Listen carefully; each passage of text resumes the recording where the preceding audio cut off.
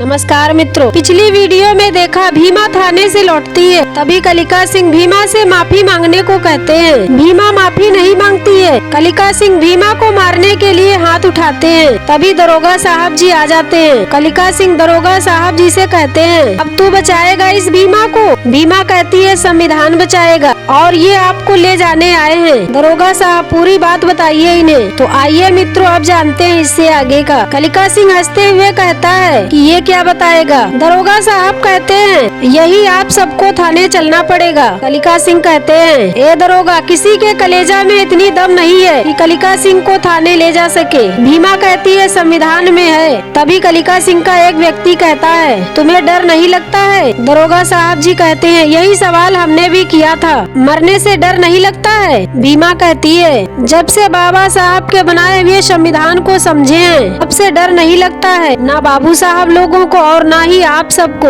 गोली मारनी है तो मार दीजिए, अगर बच गए तो फिर से लड़ेंगे और अगर नहीं बचे तो। भीमा की माँ कहती है, बाबा साहब के संविधान के लिए भीमा लड़ रही है, तब कोई ना कोई भीमा के लिए लड़ने वाला आ ही जाएगा, इसीलिए कह रहे हैं FIR लिख लीजिए। दरोगा साहब कलिका सिंह से बीती बात बताते हैं और कहते हैं कि FIR दर्ज हो चुकी है, थाने चलना पड़ेगा सबको। कलिका सिंह नाराज होकर कहता है, थाने नहीं जाएंगे हम। तभी कैलाशा बुआ आ जाती है और कहती है कि जाओगे कलिका सिंह, और जिस जिस पर FIR दर्ज हुई है सभी जाएंगे थाने। दरोगा साहब जी सबका नाम सुनाते हैं। भीमा कुंदन से कहती है कि भैया आप ठीक तो है ना? भीमा की ताई जी कुंदन का हाथ पकड़कर ले जाती हैं। कलिका सिंह भीमा से कहते हैं, भीमा ये पहली बार है जब इस गांव में ऊंची बिरादरी के लोगों को पुलिस पकड़कर ले जा रही है, ये महंगा पड़ेगा। पुलिस सबको गिरफ्तार कर ले जाती है। कैलाशा बुआ जी भीमा से कहती है, कलिका ने गलत कहा कि उससे पंगा लेना तुम्हें महंगा पड़ेगा, दरअसल कुछ तो चुकाना पड़ेगा।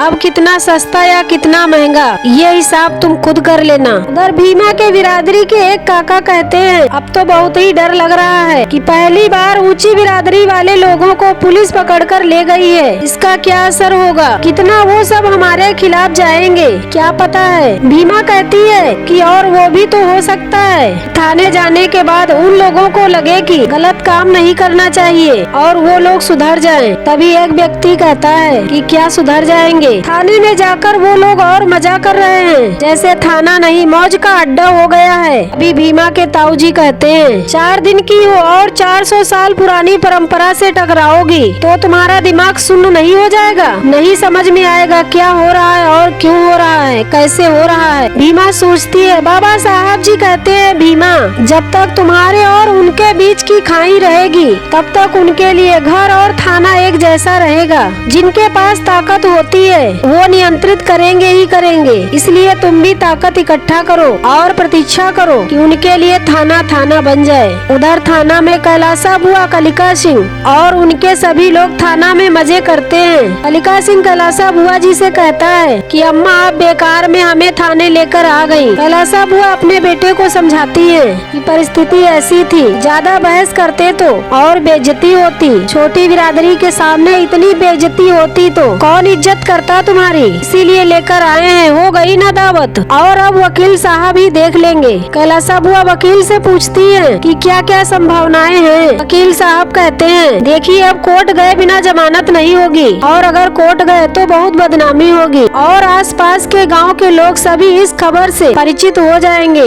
दरोगा साहब जी कहते हैं, और ऊपर से भीमा भी कोर्ट में होगी, पटर पटर बोलेगी, सब फालूदा कर देगी। कैलाशा बुआ वकील से पूछती है, अगर केस कोर्ट जाता है तो कितनी सजा होगी? वकील साहब कहते हैं, ज्यादा से ज्यादा 1.5 साल। कलिका सिंह कहते हैं, कोई उपाय बताइए। वकील साहब कहते हैं, बस एक उपाय है कि केस किसी तरह से वापस ले ले भीमा। दरोगा साहब जी कहते हैं, मुश्किल है। कैलाशा बुआ सोचती है और कहती है, ठीक है हम ही समझौता करते हैं, और वह थाने से जाने लगती है। कलिका सिंह कहता है, अम्मा आप कहीं नहीं जाएंगी, अम्मा आप हमारा स्वाभिमान है। इस तरह छोटी बिरादरी में जाकर उस भीमा से समझौता करेंगी तो और बड़ी बेइज्जती होगी। कैलाशा बुआ जी कहती है, अच्छा इस वक्त चिल्लाने से बेहतर होगा, आगे से जो भी करो सोच समझ कर करो। और कैलाशा बुआ वहाँ से चली जाती है। उधर भीमा के घर में भीमा के ताऊ जी कुंदन से कहते हैं, कुंदन तू जाकर अपने मामा के यहाँ रहेगा और इन सब लफड़े में नहीं पड़ेगा। भीमा अपने ताऊ जी से कहती है, ताऊ जी कुछ नहीं होगा, विश्वास कीजिए। ताऊ जी कहते हैं कि क्या विश्वास करे। पिछली बार तो अधमरा कर ही दिए थे और इस बार तो जान ही ले लेंगे इसका। भीमा के चाचा कहते हैं भैया हम भागते रहेंगे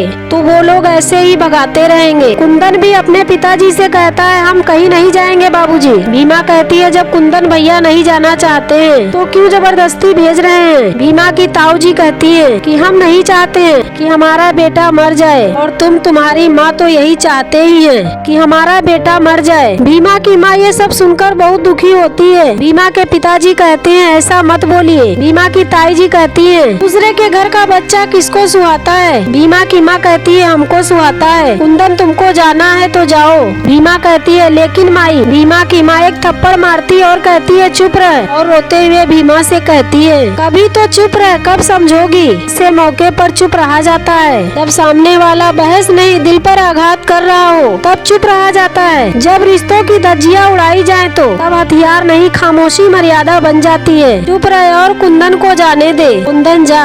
भीमा के पिताजी कहते हैं चलो कुंदन छोड़ देते हैं। भीमा की माँ भीमा से कहती है समझौता करना सीखना होगा सबकी खुशी के लिए। अगर समझौता करना पड़े तो करना सीख भीमा। कैलासा बुआ जी आ जाती है और कहती है हम समझौता करने ही आए हैं। और कैलासा बुआ फल मीठा पैसा लेकर भीमा के घर आती है और कहती है इतना सोच क्यों रहे हो। कुंदन के इलाज के साथ साथ हम इसे शहर में नौकरी भी दिलवा देंगे। कुंदन को ऐसे भागकर जाने की जरूरत नहीं है।